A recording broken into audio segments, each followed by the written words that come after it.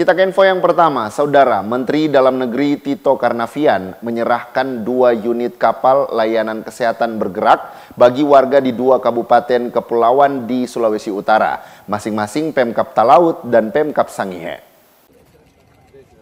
2 kabupaten kepulauan yakni Talaut dan Sangihe berada di wilayah perbatasan utara Indonesia dengan negara Filipina, menerima bantuan kapal layanan kesehatan bergerak dari Basnas dan Badan Nasional Pengelola Perbatasan Republik Indonesia.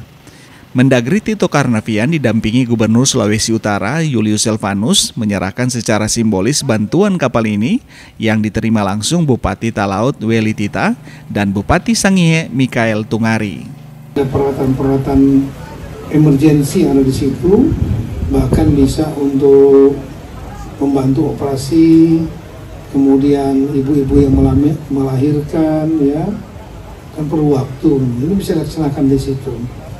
Di samping insiden-insiden kesehatan yang lain, misalnya ada bencana tenggelam atau bencana-bencana yang lain, ada yang sakit memerlukan perawatan segera, mungkin jantung atau apapun juga. Nah, ini sangat bermanfaat. Peralatan-peralatannya juga lengkap kalau lihat situ. Ini bagian yang tak terpisahkan dari program kami untuk NKRI. Itu dana zakat, infak, dan sedekah, dan dana sosial keagamaan yang lain kami gunakan dalam rangka untuk mem-backup daerah-daerah perbatasan sebisa mungkin, walaupun kecil, tetapi untuk mempersatukan Negara Kesatuan Republik Indonesia. Dan yang ketiga tentu saja ini adalah dalam rangka untuk ikut sedikit membantu program pemerintah Astacita.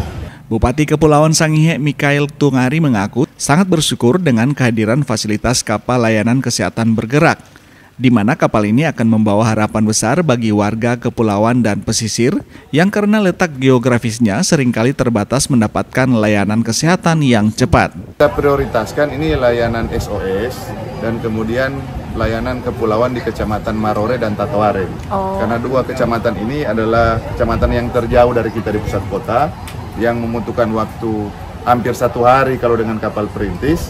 Jadi kalau ada kasus kegawat daruratan, kemudian kasus ibu hamil yang misalnya sudah terlambat melahirkan, kapal ini bisa beroperasi juga sebagai tempat untuk persalinan.